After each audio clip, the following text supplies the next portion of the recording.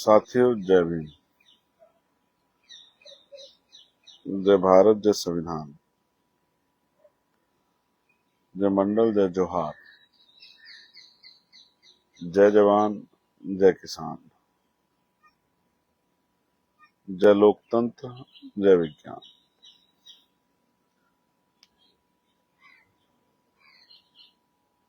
मैं सुबह सुबह लाइव इसलिए हूं क्योंकि रात के मेरे कदम के बाद मुझसे बहुत सारे सवाल ये पूछे गए कि भैया अचानक से आपने ऐसा डिसीजन क्यों लिया। आप सुबह में भी बैठ सकते थे,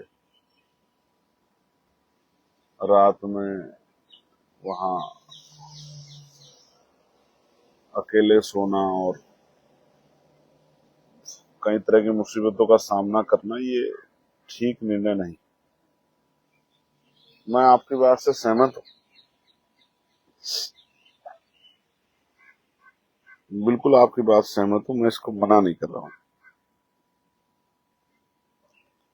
लेकिन जब तक आप मेरे मन को नहीं जानोगे तब तक मैं 100% कह सकता हूं कि आप कहोगे कि आपकी बात सही है। लेकिन जब आप मेरे मन को देखोगे, मुझे सुनोगे, मेरी मनोदशा को समझोगे, तो शायद फिर आपको एहसास होगा कि मैं ये क्यों कर रहा हूं। क्योंकि कल जब प्रोटेस्ट चल रहा था तो जहां जहां नौजवान आक्रोश में थे या जहां जहां लाठीचार्ज हुआ, जहां जहां मेरे पास खबर आई, मैं वहां गया और पुलिस और बच्चों के बीच में खड़ा होकर मैंने पुलिस को कहा कि आप लाठी मत चलाओ, और बच्चों से भी कहा कि वो शांति बना के रखें। और इसमें हम बड़े पैमाने पर सफल भी हुए बच्चों को समझाने के लिए।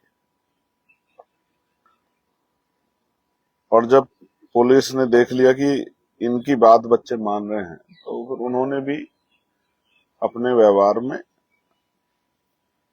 कई बार तो ऐसा लगा कि उनको आदेश थे कि लाठीचार्ज करो, फिर भी उन्होंने इस चीजों को संभाला। लेकिन जहां जहां हम लोग नहीं गए वहां वहां इस तरह की स्थिति बनी। लेकिन हुआ क्या कि वहां फोन काम नहीं कर रहे थे, जैमर लगे हुए थे। और दूसरा, जैमर के बाद उन्होंने नेट को जो है उस तरह से डिस्टर्ब किया हुआ था कि नेट नहीं चल रहा था। फिर मैं ऑफिस चला गया। तो कुछ साथियों से बात की, मीडिया के साथियों से, और बाकी सब साथियों को इकट्ठा करने का होने का इंतजार किया। कई जगह पे साथी पकड़े हुए थे, वहां अधिकारियों से बात की। लेकिन 10 बजे के लगभग जब मैंने वो वीडियो देखी, वो बर्बरता देखी, वो जुल्म देखा, और मेरे पास ये भी रिपोर्ट है कि 2 बच्चे, बड़े, एक लड़का एक लड़की है, जो बड़े सीरियस हैं, हॉस्पिटलाइज है। मुझे ये नहीं पता कि वो उनकी कैसी हालात है। तो जब मैंने वो बर्बरता, अन्याय, लाठी, आप बच्चों को रोकने के लाठी पैर पे भी मार सकते हो, लेकिन आप अपने सरों पे मारी लाठी। और कुछ लोग बिना वर्दी के, इसी तरह के नौजवान टाइप लोग हैं, वो जो हैं लाठीचार्ज कर रहे हैं।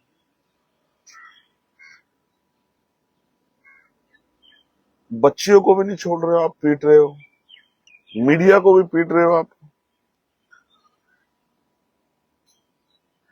मैं हिंसा का पक्षधर नहीं हूं, लेकिन उन बच्चों को इस तरह से मार खाते हुए ये देखना मेरे बस की बात नहीं थी। दूसरा, इस प्रोटेस्ट को भी जिंदा रखना है, जिस पर कल कई सवाल खड़े हो गए हैं कि भाई हिंसा होगी, ये सब चीजें। ये भी एक बहुत बड़ी जिम्मेदारी है कि एक अच्छे शिक्षा के लिए पहली बार कोई आंदोलन हो रहा है देश के अंदर। और क्योंकि भीम आर्मी का निर्माण ही पाठशालाओं को से लेकर सब चीजों को अगर आप देखोगे तो शिक्षा को प्रायोरिटी पे रख के हुआ, पाठशालाएं खोल के, कोचिंग सेंटर खोल के। शिक्षा के लिए आंदोलन और हम लोग ना आए, ऐसा तो नहीं हो सकता। और मैं तो लगातार बात कर रहा हूं कि कक्षा 1 से 12 तक की शिक्षा मुफ्त हो और वो गुणवत्तापूर्ण हो, क्वालिटी एजुकेशन मिले बच्चों को। तो फ्री एंड फेयर एग्जाम, निष्पक्ष एग्जाम, वो कोई भी एग्जाम, आज देश का युवा चाहता है कि भर्तियां समय पे आए, भर्तियों में किसी भी तरह के घोटाले ना हो, पेपर लीक ना हो और एक तय समय सीमा के अंदर पेपर हो और पेपर कराने वाली एजेंसी ऐसी हो जिन पे कोई दाग ना हो। तो जब मैंने ये अन्याय देखा, बच्चों को पिटते हुए, उनके फटे हुए सर खून से लथपथ, मुझसे रहा नहीं गया और मुझे लगा कि जब वो लोग सड़कों पे हैं, वो लोग अपने घर नहीं पहुंचे हैं, वो लोग दर्द से करहा रहे हैं, वो देख रहे हैं कि कौन उनके साथ खड़ा है, तो मेरे जैसे आदमी को, जो बाबा साहब अम्बेडकर को, फूले साहू को अपना नेता मानता, आदर्श मानता, उसको चैन से घर में नहीं सोना चाहिए। ये शुरुआत मैं अब भी कर सकता था, रात में जाके घर पे सो के और नहा धो के आके फिर से यहाँ बैठ सकता था, लेकिन मुझे लगा कि नहीं,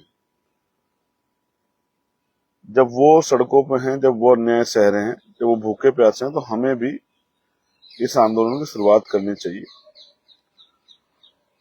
और वहीं से करनी चाहिए जहां हमने संविधान की शपथ ली थी, जिस संसद में शपथ ली थी, उसी संसद में बाबा साहब अम्बेडकर के स्टैच्यू के साथ नीचे बैठ के इस लड़ाई को आगे बढ़ाने का संकल्प लेना चाहिए। हो सकता है कि अभी भी आप समझें कि भाई मैंने थोड़ी जल्दबाजी की, गैर जिम्मेदार दिखाई, लेकिन मेरे मन में चल रहा था कि वो हमारे बच्चे थे, हमारे भाई थे, हमारी बहन थी, उनके साथ जो अन्याय हुआ वो स्वीकार नहीं होना चाहिए। और मेरे बैठने से क्या है कि बीमार में आजाद समाज पार्टी जो संगठन है, उन तक बात जाएगी, उनके परिवारों तक बात जाएगी, परिवार से रिश्तेदार तक बात जाएगी, तो फिर से लोगों को पता लगेगा कि कल किस तरह से। और मैं फिर ये कह रहा हूं कि हिंसा होती नहीं, हिंसा कराई जाती है। आप जानते हो, हमेशा इस बात कहता हूं, मैं हिंसा का पक्षधर नहीं, क्योंकि अम्बेडकरवादी तो संविधान में आस्था विश्वास रखता हूं। लेकिन मेरी आपसे अपील है, मैं आज फिर से 12 बजे के करीब आऊंगा लाइव, लगभग 12:30 बजे, और पार्टी संगठन के लोगों को निर्देश दूंगा कि वो आगे क्या करेंगे, वो अपने जिलों में क्या करेंगे, अपने प्रदेशों में क्या करेंगे। ये लड़ाई बच्चों की, युवाओं की लड़ाई है, उनके भविष्य की लड़ाई, ये हमें जीतनी है। मजबूर करना है, सरकार उनको सुने। और आप जानते हैं, आज संघर्ष के आयाम का दिन है, संघर्ष के रूप का दिन है। आज 21 जुलाई है, भीम आर्मी का स्थापना दिवस है। भीम आर्मी के स्थापना दिवस की 11वीं, आप सबको बहुत बहुत बधाई। लेकिन जिस दिन भीम आर्मी की स्थापना हो और उसी दिन संघर्ष ना हो, ऐसा कैसे हो सकता है? भीम आर्मी का एक अच्छा कार्यकर्ता होने के नाते, ईमानदार कार्यकर्ता होने के नाते, संघर्षशील कार्यकर्ता होने के नाते, मैं अपने काम को कर रहा हूँ, अपने जीवन, अपने लक्ष्य को, अपने जो है जिम्मेदारियों को अदा कर रहा हूँ। आप भी अपनी जिम्मेदारियों को अदा करें। अभी सोशल मीडिया पे आप इस आवाज को मजबूत करें और फिर जिस तरह की डायरेक्शन मैं आपको दूंगा, उस डायरेक्शन पे हम सब लोगों को काम करना है। लेकिन इस युवाओं के आंदोलन को, जिसमें कल बहुत जोश था, उसको हमें कमजोर नहीं पड़ने देना है और हम अपनी डिमांड्स के साथ खड़े रहेंगे। ये ऐसे आपको उल्टा दिख रहा होगा, बाद में आप देखेंगे छात्रों पर चली एक एक लाठी का हिसाब का जवाब देना होगा। और दूसरा है पेपर लीक सबसे बड़ा देशद्रोह, गद्दारों को उम्र कैद दो, प्रधानमंत्री नींद से जागो और सख्त कार्रवाई करो, धर्मेंद्र प्रधान को बर्खास्त करो। मैं एक सच्चा भारतीय नागरिक होने के नाते, जागरूक भारतीय नागरिक होने के नाते अपने कर्तव्य का निर्वहन कर रहा हूँ। आपको भी करना चाहिए, पूरे देश को करना चाहिए, देश के युवाओं के लिए, आने वाली पीढ़ियों के लिए, जालिम हुकूमत के अन्याय को रोकने के लिए और ये बताने के लिए कि वो जंतर मंतर था, जलियांवाला बाग नहीं था। कल आपकी के इशारे पे पुलिस ने और जो फोर्स आपने लगाई थी, उन्होंने ऐसा सलूक किया युवाओं से, विद्यार्थियों से, छात्रों से, बेटियों से, बेटों से, जैसे आतंकवादियों के साथ किया जाता है। ये मुझे स्वीकार नहीं, मुझे औरों का नहीं पता, लेकिन एज ए भारतीय जागरूक नागरिक मुझे स्वीकार नहीं, एज ए अम्बेडकराइट मुझे स्वीकार नहीं। और जो चीज मुझे स्वीकार नहीं है, मैं उसके खिलाफ लड़ना जानता हूं। आपने मुझे वोट देके यहां लड़ने के लिए भेजा है, तमाशा देखने के लिए नहीं। तो मैं लड़ूंगा इसलिए क्योंकि आपको बहुत उम्मीदें हैं इस आंदोलन से कि यह आंदोलन अपनी जिम्मेदारी को अदा करेगा, और मैं अपनी ड्यूटी कर रहा हूं।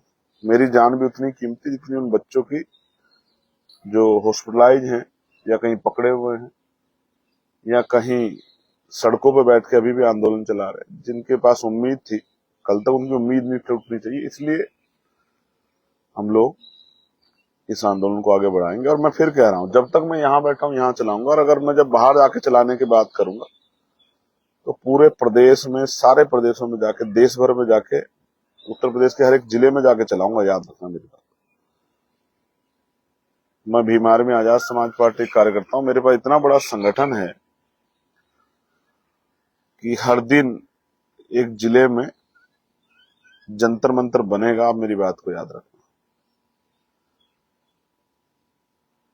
मैं हुक्मरानों से कहना चाहता हूं, एक बार घर में बैठ के सोचना।